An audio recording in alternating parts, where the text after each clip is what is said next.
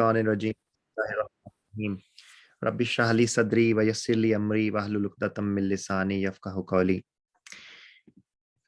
ऐ अल्लाह मेरा सीना खोल दे और मेरी ज़बान की गिरें खोल दे ताकि आज जो पैगाम मैं पहुंचाने जा रहा हूँ वो आसानी से आप लोगों तक पहुंचा सकूं। आज इंशाल्लाह सूरह अन-निसा जो है वो हमारी पाया तकमील तक पहुंच जाएगी। उसकी ब्रीफ सी समरी जो हम कवर कर रहे हैं, मुख्तसर सा इंशाल्लाह आज का हमारा सेशन होगा। और इसमें जो मेन सब्जेक्ट लास्ट सेशन में भी मैरिटल लाइफ के हवाले से था, ये हम थोड़ा सा उसको कंटिन्यू करेंगे। और हज़रत ईसा अलैहिस्सलाम के हवाले से बड़े ही कार्डिनल किस्म के कुछ रेफरेंसेस हैं इस सूरत के अंदर, जिसको हम सूरह मरियम के अंदर कुछ हद तक हम कवर कर चुके हैं ऑलरेडी, लेकिन आज चूंकि हम सेकंड पार्ट कर रहे हैं तो उसके अंदर ये दोबारा से कुछ कवर हो जाएगा। तो पहले पार्ट की तरफ आते हैं। जो मैरिटल लाइफ है उसके हवाले से, तो बीवी को कहा गया जी कि उसको कैसे रिएक्ट करना चाहिए या क्या तरीक़ाकार होना चाहिए जब किसी औरत को अपने शौहर से बदसलूकी या बेरुखी का खतरा हो। तो कोई मज़ायका नहीं अगर मियाँ और बीवी आपस में सुलह कर लें। सुलह बहरहाल बेहतर है। नफ्स तंगदिली की तरफ जल्द माइल हो जाते हैं, लेकिन अगर तुम लोग एहसान से पेश आओ और खुदा तरसी से काम लो तो यकीन रखो कि अल्लाह तुम्हारे इस तर्ज अमल से बेखबर ना होगा। तो ये बीवी को कहा जा रहा है कि थोड़ा सा सॉफ्ट कॉर्नर रखना चाहिए और कंसीलिएशन की तरफ जो है ना वो आने की कोशिश करनी चाहिए। अब जो 4 शादियों वाला जो है ना जी ये इशू, मैंने दोबारा से इसको यहाँ पे आयत नंबर 3 को कोट किया है ताकि चीज़ें थोड़ी सी कॉन्टेक्स्ट में आ जाएं कि अगर तुम यतीमों के साथ बेइंसाफी करने से डरते हो तो जो औरतें तुमको पसंद आएं उनमें से 2-2, 3-3, 4-4 से निकाह कर लो। लेकिन अगर तुम्हें अंदेशा हो कि उनके साथ अदल न कर सकोगे तो फिर एक ही बीवी करो या उन औरतों को ज़ौजियत में लाओ जो तुम्हारे कब्जे में आई हैं। बेइंसाफी से बचने के लिए ये ज़्यादा करीने सवाब है। तो एक वक्त में 4 तक शादियां कर तो सकते हैं, लेकिन अदल जो है ना जी, वो बीवियों के दरमियान पूरा पूरा अदल करना तुम्हारे बस में नहीं है। तुम चाहो भी तो इस पर कादिर नहीं हो सकते। पहले यहाँ पे कहा जा रहा है जी कि अगर तुम अदल ना कर सको तो फिर एक ही बीवी से करो, और आगे बताया जा रहा है जी कि अदल तुम्हारा जो है ना वो तुम्हारे बस में ही नहीं है। लिहाजा कानून इलाही का मंशा पूरा करने के लिए ये काफी है कि एक बीवी की तरफ इस तरह ना झुक जाओ कि दूसरी को उधर लटकता छोड़ दो। यानी कि दूसरी बीवी जो है उसको बिल्कुल ही आपने कोई कांटेक्ट ही नहीं है, लिफ्ट ही नहीं है, तो वो भी अच्छी बात नहीं है। अगर तुम अपना तर्ज अमल दुरुस्त रखो और अल्लाह से डरते रहो तो अल्लाह चश्म पोशी करने वाला और रहम फरमाने वाला है।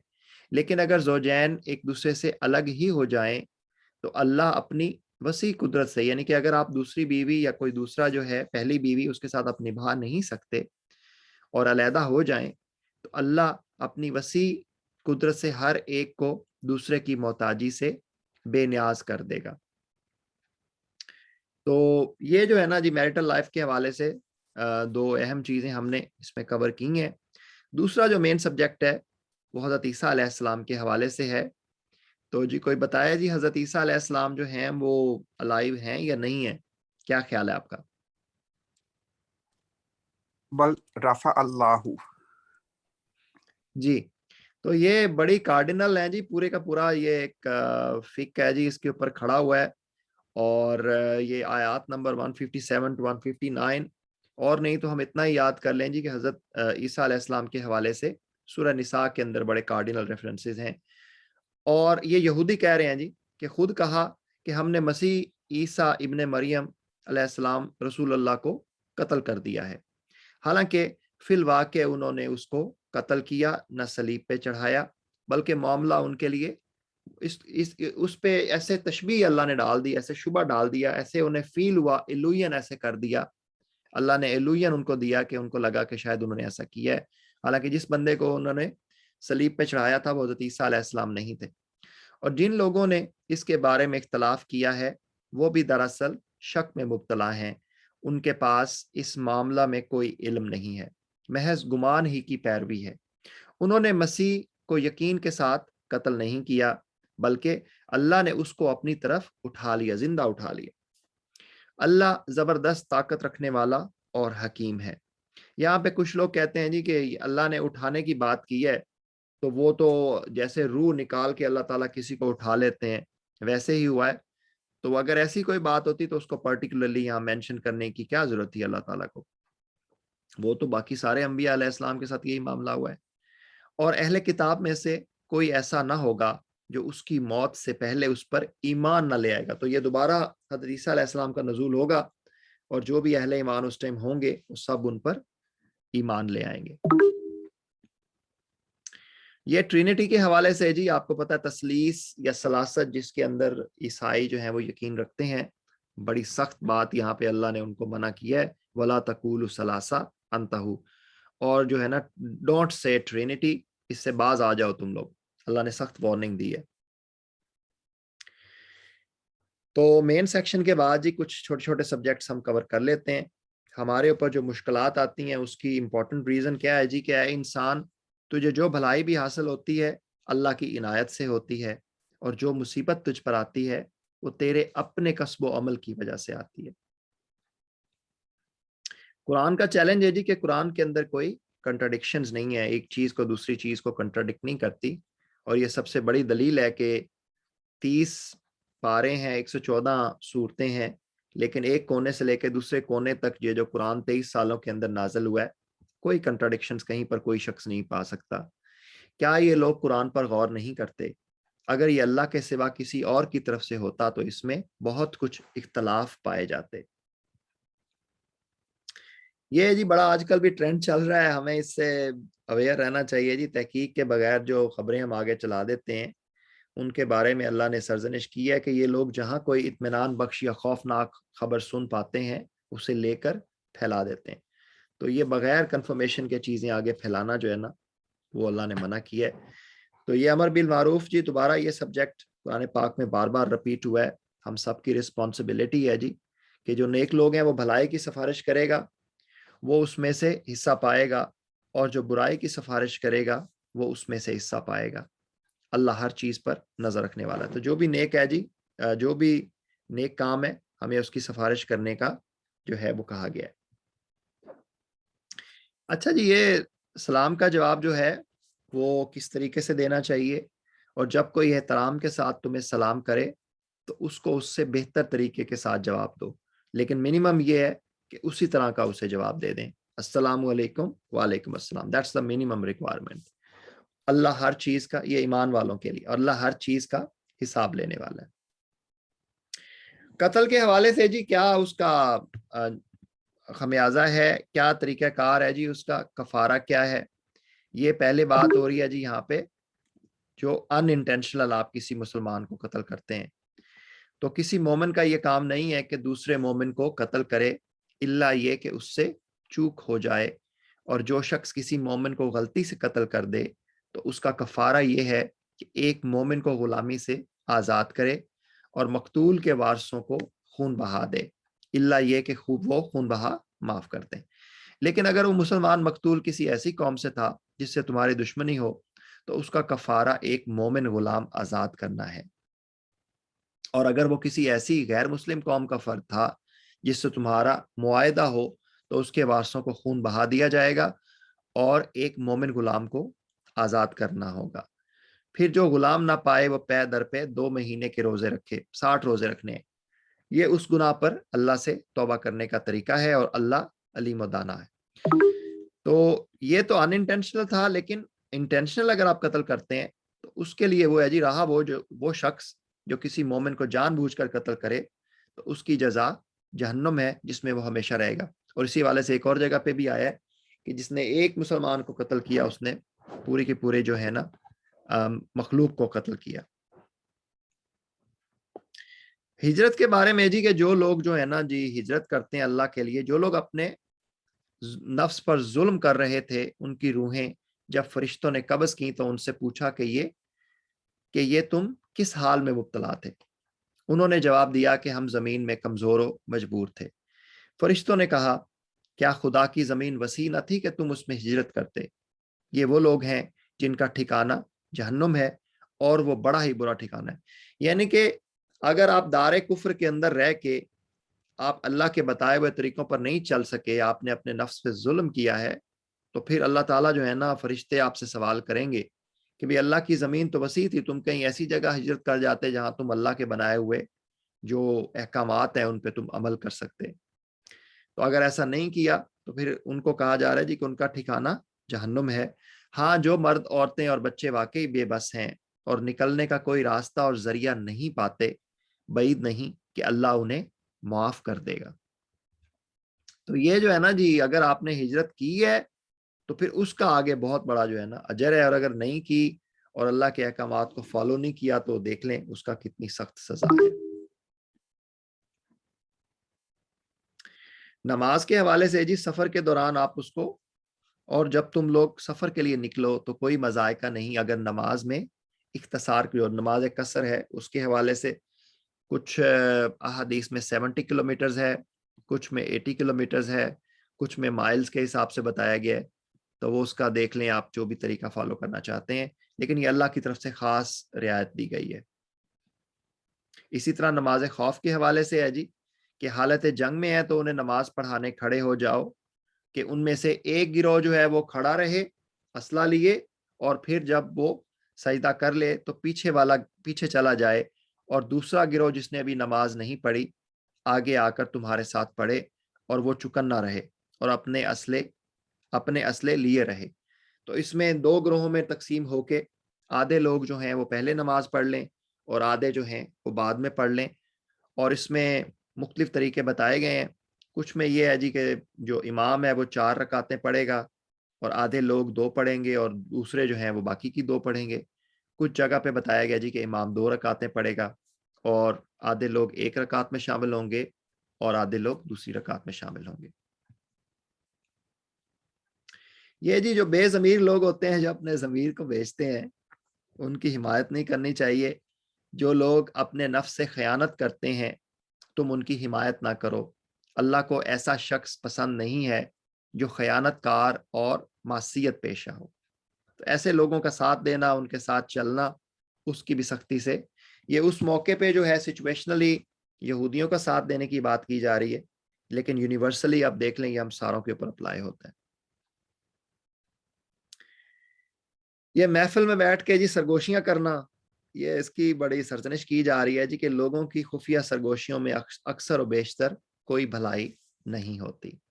تو یہ کوئی اچھے ویسے ایٹیکیٹس نہیں ہے, اسلام ہمیں اس چیز سے منع کر رہا ہے کہ محفل میں بیٹھ کے سرگوشیاں جو ہے نا وہ نہیں کرنی چاہیے. اچھا جی, یہ میرا آپ کو پتا ہے میرا ایک ریسرچ بھی میں نے کیا تھا ٹرانسجینڈرز کے اوپر جب میں رائل چلڈرن ہاسپٹل میں جاب کر رہا تھا. تو یہ آج کل بڑا کامن ٹرینڈ ہے جی, جینڈر چینج کرانا. ٹرانسجینڈرز باقاعدہ قانون بھی یہاں پاس ہو چکا ہے. Are we allowed to change the gender جی؟ کوئی بندہ بتائے اپنا مائک انمیوٹ کر کے. سو گئے ہیں ماجد بھائی مجھے لگتا ہے. سہیل بھائی, میں ماجد بھائی کو موقع دے رہا ہوں. میں آپ کو دے رہا تھا. نہیں ہے ڈاکٹر صاحب, کیونکہ اللہ تعالیٰ نے جو ساخت پیدا کی ہے اس میں کوئی چینج نہیں آنی چاہیے. ایون جو ہے وہ جیسے بال لمبے رکھ لینا عورتوں کی طرح, یا جو ہے وہ ناک میں اور ادھر ادھر سوراخ کرانا, یہ وہ سب جو بھی چینج ہے اسٹرکچر جو ہے اللہ نے جیسے بنایا ویسے ہی ہونا چاہیے. بلکہ یہ بھی کہا جاتا ہے کہ ایون آپ کے بال جو وائٹ ہیں وہ گرے ہو گئے ہیں تو بھی اٹس ناٹ ریکمینڈیڈ کہ آپ اس کو ڈائی کریں. ماجد بھائی کا جواب درست ہوا جی. آیت نمبر 119 میں اس کے اندر ریفرنس ہے جی. یہ شیطان کہہ رہا ہے جی کہ میں انہیں حکم دوں گا اور وہ میرے حکم سے خدائی ساخت میں رد و بدل کریں گے, یعنی کہ اپنا جینڈر چینج کرائیں گے یا باقی کی چیزیں جو مینشن کی ہیں ماجد بھائی نے. تو یہ شیطانی کام ہے جی, اور اللہ تعالیٰ نے اس چیز کو الاؤ نہیں کیا ہمارے لیے. یہ بڑا کارڈینل ریفرنس ہے موجودہ حالات کے حوالے سے بھی, اس کو آپ ذہن میں رکھیں. اپنے بچوں کو بھی ہمیں پڑھانا چاہیے اور اس ریفرنس کا ہمیں پتہ ہونا چاہیے. اچھا جی, اللہ کا قانون ہے جی اس کائنات کے اندر. اللہ نے کہا ہے کوئی بھی انڈسپینسیبل نہیں ہے. اگر وہ چاہے تو تم لوگوں کو ہٹا کر تمہاری جگہ دوسروں کو لے آئے, اور وہ اس کی پوری قدرت رکھتا ہے. تو no one is indispensable in this world. اچھا جی, یہ انصاف کا نظام قائم کرنا جو ہے یہ کس کی ذمہ داری ہے جی؟ इंसाफ का अलंबरदार बनना या इंसाफ का निज़ाम कायम करना, ये पूरे का पूरा एक फिक है जिसके ऊपर खड़ा हुआ है। किसकी जिम्मेदारी है जी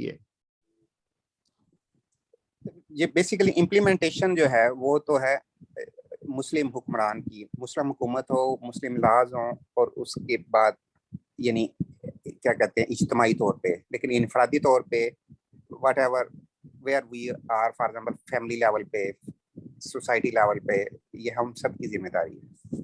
बिल्कुल जी, हम सब के ऊपर अल्लाह ने लागू कर दिया है जी। आयत नंबर 135 में, ए लोगो जो ईमान लाए हो, इंसाफ के अलंबरदार और खुदा वास्ते के गवाह बने रहो। एक तो गवाही नहीं छुपानी, और इंसाफ का अलम जो है ना आपने खड़ा रखना है जहां पर भी हो, जिस जिस हाल में भी हैं, अगरचे के तुम्हारे इंसाफ और तुम्हारी गवाही की ज़द खुद तुम्हारी अपनी ज़ात पर या तुम्हारे वालिदैन और रिश्तेदारों पर ही क्यों ना पड़ती हो।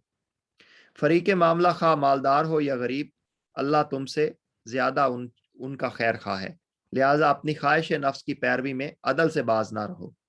और अगर तुमने लगी लिपटी बात कही या सच्चाई से पहलू बचाया, तो जान रखो कि जो कुछ तुम करते हो अल्लाह को उसकी खबर है। तो ये इंसाफ का निज़ाम कायम करने को सपोर्ट करना, उसका पार्ट बनना, ये हम सब की रिस्पॉन्सिबिलिटी है जी। आपका जवाब बिल्कुल दुरुस्त है। ये कुछ महफिलें हैं जी, वहां से निकल जाना चाहिए। अल्लाह इस किताब में तुमको पहले ही हुक्म दे चुका है कि जहां तुम सुनो कि अल्लाह की आयत के खिलाफ कुफ्र बका जा रहा है और उनका मजाक उड़ाया जा रहा है, वहां ना बैठो जब तक कि लोग किसी दूसरी बात में ना लग जाएं। अब अगर तुम ऐसा करते हो तो तुम भी उन्हीं की तरह हो। तो यहाँ पे अल्लाह की अहकामात का मजाक उड़ाया जा रहा है जी जिन महफिलों में, वहां पे हमें नहीं बैठना चाहिए जब तक के टॉपिक चेंज ना हो जाए या वापस जो है रूटीन को सीधी ना हो जाए। तो ये इज्जत के तलबगार जो है ना जी, हमें वो रब की ज़ात से सिर्फ होना चाहिए। और जो मुनाफिक अहले ईमान को छोड़कर काफरों को अपना रफीक बनाते हैं, उन्हें ये मुजदा सुना दो, ये खबर सुना दो कि उनके लिए दर्दनाक सज़ा तैयार है। क्या ये लोग इज्जत की तलब में उनके पास जाते हैं, हालांकि इज्जत तो सारी की सारी अल्लाह के लिए। तो ये देख लें जी कि इज्जत अगर आपने मांगनी है तो इज्जो मंतशा व तो जिल्ल मंतशा, तो वो रब की ज़ात से मांगे जी। अच्छा जी, हमारे आसपास कुछ लोग हैं जो इंतहाई खतरनाक हैं। वो कौन से लोग हैं जी? उनको मुज़ब्ज़बीन और एक जगह पे मुतज़ब्ज़बीन कहा गया है कि ये वो लोग हैं जी कुफ्र और ईमान के दरमियान ये डांवाडोल रहते हैं। ये सिचुएशनली तो जो मुनाफिक हैं उनके बारे में ये बात कही गई है, लेकिन यूनिवर्सली अगर हम देखें तो ये हमारे आसपास हर उस बंदे को पे ये रूल अप्लाई होता है जो हालात के मुताबिक कभी हमारे साथ चल पड़ता है, कभी हमारे खिलाफ चल पड़ता है, कभी हमारे साथ चल पड़ता है, कभी हमारे खिलाफ चल पड़ता है। तो ये इंतहाई खतरनाक लोग होते हैं जी, कुफ्र और ईमान के दरमियान डावाडोल हैं, ना पूरे इस तरफ के हैं ना पूरे उस तरफ। जिसे अल्लाह ने भटका दिया हो उसके लिए तुम कोई रास्ता नहीं पा सकते। तो ये बड़े डेंजरस हैं जी ये लोग, इस तरह के, इनसे अवेयर रहना चाहिए, होशियार रहना चाहिए। बुराई का जवाब कैसे देना है जी? अल्लाह उसको पसंद नहीं करता कि आदमी बदगोई पर जबान खोले। उसका जवाब यह है जी कि आप खामोशी इख्तियार करें, इल्ला ये कि किसी पर जुल्म किया गया हो, और अल्लाह सब कुछ सुनने और जानने वाला है। लेकिन अगर तुम जाहिर और बातिन में भलाई ही किए जाओ या कम से कम बुराई से दरगुजर करो, तो अल्लाह की सिफ्त भी यही है कि वो बड़ा माफ करने वाला है, हालांकि सजा देने पर पूरी कुदरत रखता है। तो अगर आपको कुदरत भी है ना जी अगर किस बदला चुकाने की, तो वहां पर भी माफ कर देंगे, तो अल्लाह को ये बड़ी सिफ्त पसंद आएगी। सदक़ल्लाहुल अलीयुल अज़ीम जी। हमारे टेक होम मैसेजेस यही है जी कि तसलीस, सलासत, ट्रिनिटी नहीं कहना चाहिए, और हज़रत ईसा अलैहिस्सलाम जो हैं वो अभी जिंदा है। और अगर हम इज्जत के तलबगार हैं तो वो रब की ज़ात से हम मांगे, और ये जहन में रखें कि इस कायनात में कोई शख्स, कोई चीज़ भी इंडिस्पेंसिबल नहीं है, इर्रिप्लेसेबल नहीं है। बाकी 4 शादियों के हवाले से जी आपको बता दिए रेफरेंसेस, इसको खुद भी पढ़ें, गौर करें और इस पर रिसर्च करें और देखें आप अपने लिए क्या नतीजा निकालना चाहते हैं। जो कुछ मैंने पढ़ा है, अल्लाह ताला उसको समझने की, अमल करने की और आगे पहुंचाने की तौफीक अता फरमाए। मैं अपनी गलतियों कोताहियों की आप लोगों से और आपकी ज़ात से माफ़ी चाहता हूँ। कोई आपके कमेंट्स हैं, क्वेश्चंस हैं, तो मैं हाज़िर खिदमत हूँ।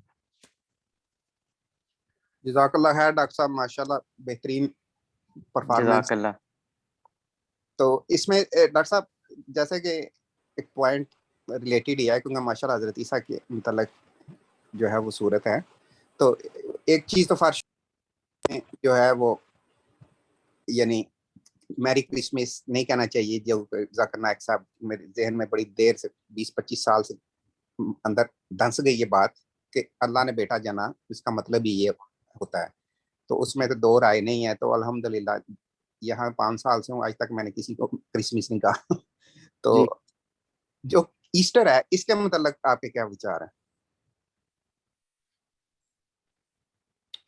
یار ایسٹر بیسیکلی یہ لوگ مناتے ہیں، یہ پورا اگر آپ اس کا دیکھیں وہ اسی حوالے سے ہے جی کہ حضرت عیسیٰ علیہ السلام کو صلیب پہ چڑھایا گیا تھا. گڈ فرائیڈے جو ہے وہ اسی سے نکلا ہے، اور یہ لوگ سمجھتے ہیں کہ انسانیت کے گناہوں کے کفارے کے طور پہ حضرت عیسیٰ علیہ السلام کو صلیب پہ چڑھایا گیا تھا اور سولی چڑھا کے یہ کیا گیا تھا کام.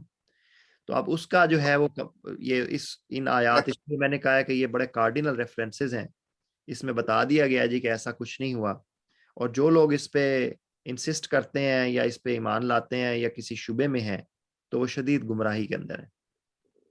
ٹھیک یعنی ریزریکشن آف حضرت عیسیٰ کے ساتھ یہ کانسیپٹ بھی ان کا ہے. بالکل، یہ گڈ فرائیڈے ہے ہی، سارا کانسیپٹ ہی یہی ہے نا ایسٹر کا، اور کیا کانسیپٹ ہے کہ مطلب ہمارے سے کے سارے گناہ وہ لے جائیں گے. بالکل بالکل. ٹھیک ہوگا، شکریہ ڈاکٹر. چلیں جی، صدق اللہ العلی العظیم جی. انشاءاللہ نیکسٹ ویک میں کوشش کروں گا، ہماری 2 صورتیں رہ گئی ہیں، دیکھتے ہیں ماہ رمضان میں ہم اس کو شاید کور کر سکیں یا نہ کر سکیں. 2 ویکنڈز ہیں ماہ رمضان میں ابھی. تو نیکسٹ ویک انشاءاللہ سورہ مائدہ میری کوشش ہے کہ ہم اس کو کور کر لیں، پھر سورہ انعام رہ جائے گی. تو امید ہے کہ ہم سنڈے کو ہی ملیں گے جس پرانے ٹائم پہ